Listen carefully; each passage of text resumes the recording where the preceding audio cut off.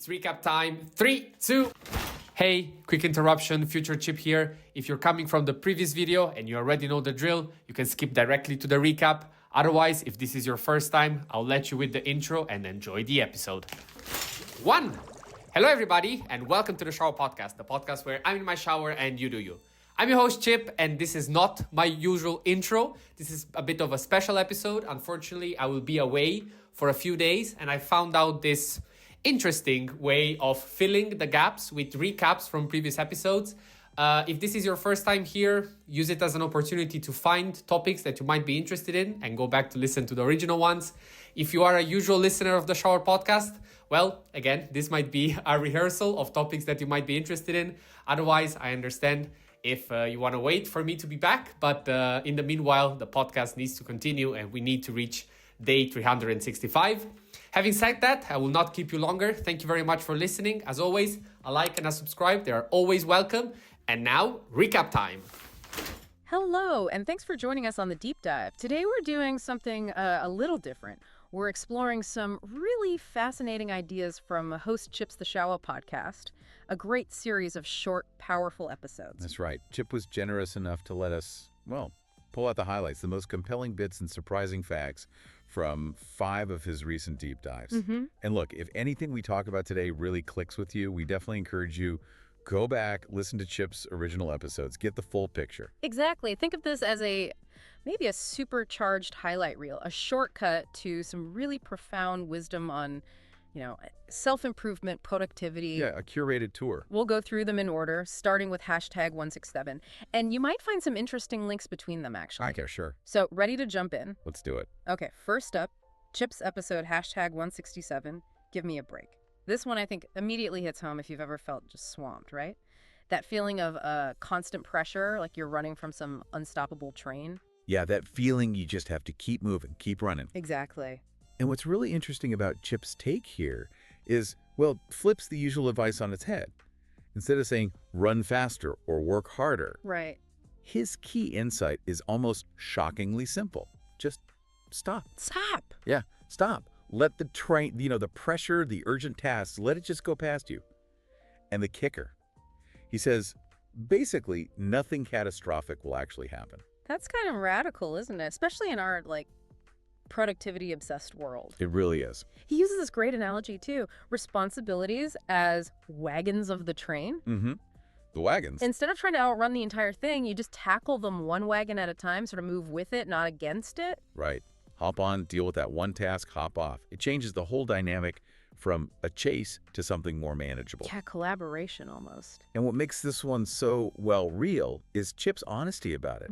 He flat out admits, even though the theory is crystal clear to him, and he can explain it really well. He struggles to actually do it.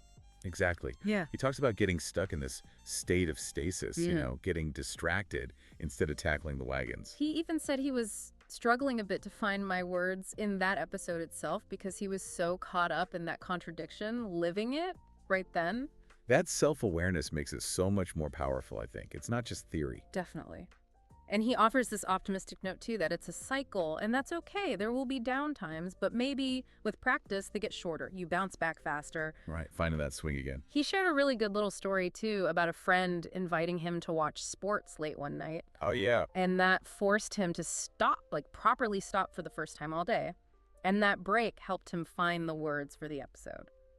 Sports, he says, are a big thing for him in breaking that cycle. Interesting. A forced pause. Yeah. Yeah. So if stopping helps break free from that overwhelming train, what about the stuff that, just has to get done? You can't just let all the wagons pass, right? Good point. Which leads us really nicely into Chip's next deep dive. Yeah. Episode hashtag 168, mandatory. Yes, mandatory. This one is fascinating because it argues something kind of counterintuitive. Which is? That while we often think we want total freedom, we actually, paradoxically, perform best when tasks are mandatory. Especially, with deadlines. Constraints actually helping us. Exactly. It's an interesting look at how structure can fuel productivity, not hinder it. And Chip, he says he's a procrastinator, right? So he speaks from experience here. Oh, absolutely. He says he performs at best when the time is there and you have to make stuff happen.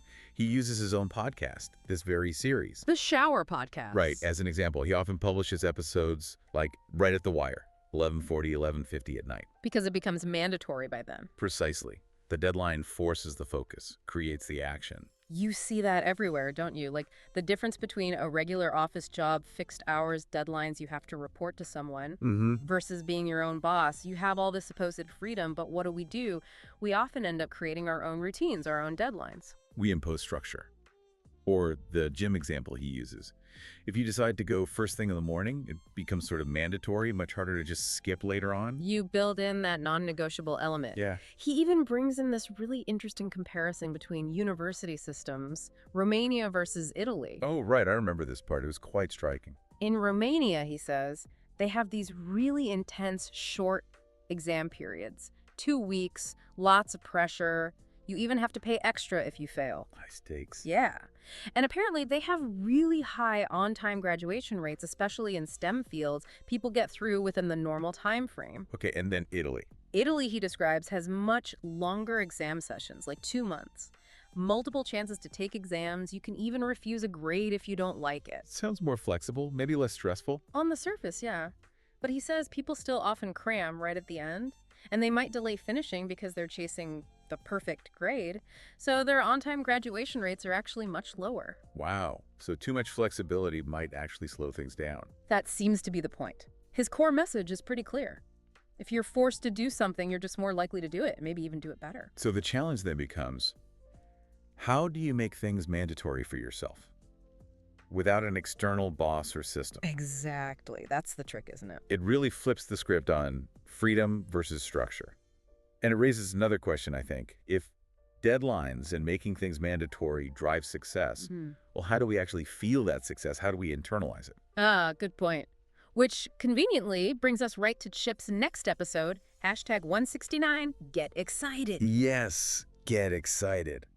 I like this one. It's about something really simple, but maybe overlooked. Which is celebrating the small wins, right? Like genuinely allowing yourself to feel excited. Totally. Chip argues there's a real connection, a direct link between succeeding at something and physically celebrating it. Yeah. You know, shouting, cheering, jumping up and down. Even if you're alone. Especially if you're alone. He says it's not just for show. Doing that physical action, it creates this like mental anchor. It reinforces the success in your brain. Ugh, like Pavlov's dog, but for winning? Kinda, yeah. Yeah. It pumps you up for the next challenge. It builds this positive feedback loop. He tells that story about the video game, right? Claire Obscure Expedition 33. Yeah, that was a great example. He accidentally set the difficulty to expert. Oops. Right, and was failing over and over. But when he finally beat this really hard part, he just erupted.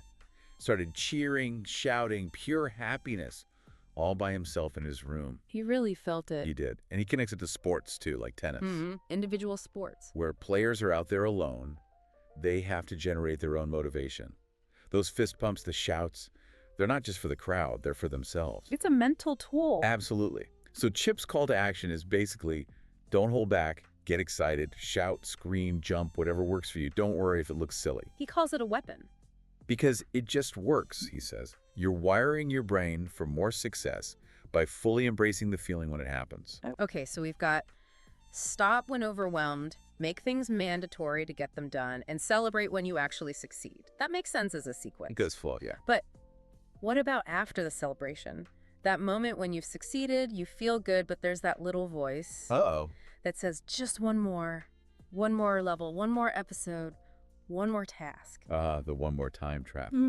Which brings us perfectly to episode #170. Exactly. One more time. This one tackles that struggle, that difficulty in just stopping, knowing when enough is enough. It's such a common dilemma, isn't it? Chip frames it as, should I stay or should I leave? Should I stop or should I continue? We face that all the time. And our default often is to want to continue. We sort of romanticize unlimited freedom, like when we were kids told to stop playing video games or watching TV. Yeah, you never wanted to stop. You just wanted all the time in the world for yourself, as he puts it. Right, and the fallacy Chip points out is we think, oh, nothing bad will happen if I just do one more. Because often in the past, someone else stopped us before we felt the real negative consequences, maybe, like parents turning off the TV. Yeah, exactly. So when we're left to our own devices, those one more times just stack up and stack up until eventually we crash. Burnout, exhaustion, whatever it is. It's like this slow creep we don't notice. And he mentions the brain's role in this too, how it kind of filters out the bad memories, the times we crashed. It remembers the fun part, the one more time that felt good. Right. So it's hard to accurately remember how often we actually give in to that urge. So does he have a solution? How do we stop the one more? Well, this is where Chip gets really honest again, sort of a diary moment, he calls it. He admits he doesn't have a perfect fix. It's a struggle for him, too. Okay, that's relatable again. But his actionable advice is really about acknowledgement, becoming aware of the pattern. How? He says, try to build a record. Actually write it down. Every time you feel that urge, just one more. Make a note of it. Like a tally mark. Sort of, yeah. Because you might think it only happens, I don't know, once or twice a day or a week. And when you look back at your record. You might see it's actually 17, 18 times. It reveals the true scale of the habit, the thing your brain conveniently forgets. You have to make the invisible visible. That's powerful. Just tracking it. Yeah. Awareness is the first step. Which raises yet another interesting question. If our brains trick us into forgetting the bad habits, how can we maybe use our past experiences, especially the good ones, to guide us better? Using the past constructively. Exactly. And that leads us straight into Chip's final deep dive in this series, episode #171, Follow the Trail. Follow the trail. I like the sound of that. What's the core idea here? It's this really neat concept of, well, finding and following the path left by your past successful self. Okay. The idea is when you're stuck, feeling unmotivated and not sure what to do, the answer might already be there. A path laid out by a version of you that was productive, that was on top of things. So don't reinvent the wheel. Pretty much. Look for the steps in the snow, as he puts it. Trust the path that your more effective self already created. How did he come up with this? He had this moment while cleaning his house before a trip. He realized he wasn't just cleaning randomly. He was following these very specific routines, paying attention to little details. Habits he'd formed before. Exactly. Habits from times when he felt very active and very productive. His past self had left him this trail, these cues, on how to get the job done efficiently. That's fascinating. It's like leaving clues for your future self. It really is. And he connects it back to some earlier ideas he's explored about the link between our past, present, and future selves. That trail is designed by your past self, reflecting when you were operating at your best. And it connects to the one more time idea too, right? The brain remembers what works, what feels good or effective. Yes. It holds on to those successful patterns even subtly. So what do these trails actually look like? Is it just big routines? It can be, but often it's much more subtle. He mentions things like maybe the color of a towel you use for a specific task, or how you organize your shelves, or even the exact sequence you open browser tabs in to start work. Or little rituals almost. Little rituals, yeah. Tiny cues left by your productive past self. And the core message is that our minds are adaptable. Even if the task changes, the methods, the mental processes for tackling problems often rhyme. They activate in similar ways. So you can leverage those past resources. Leverage those past resources to tackle new things. It creates, as he says, a positive feedback loop.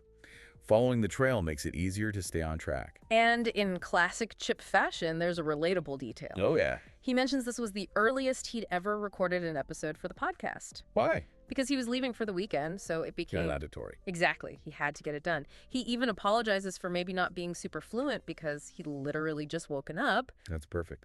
The mandatory deadline pushed him to follow his own trail. It all ties together. It really does. So whether it's, giving yourself that break or embracing a deadline, celebrating the wins, knowing when not to do one more time, or trusting that path your past self made, Chip's deep dives really show that self-improvement isn't linear. It's a cycle, isn't it?